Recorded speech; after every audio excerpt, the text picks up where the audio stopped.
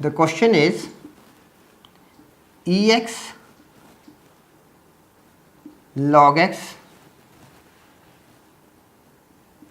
plus 1 upon x dx.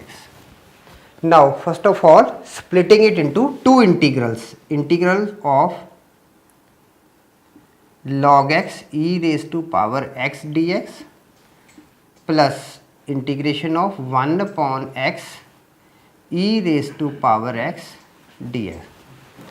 Now clearly it is, we are just looking at derivative of log x is equal to 1 upon sin x. Okay, so you can directly think what it is. Derivative of log x is equal to 1 upon x. So this will be the first part, this will be the second part. Okay, so now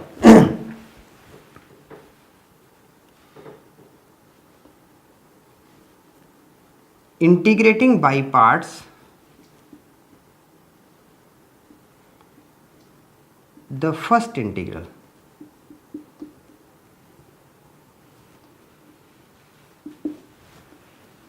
taking this as first function, this as second function. Okay, so we are having now log x integration of e raised to power x dx minus d by dx of log x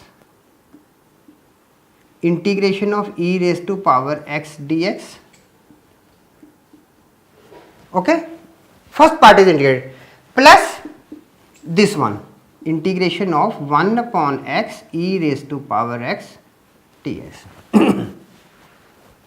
Now what we are having?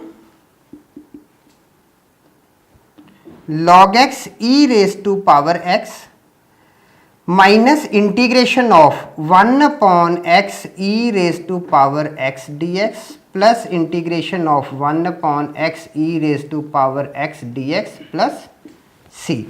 Now these two terms will be cancelled. Okay, so what we are having? Log x e raised to power x as answer.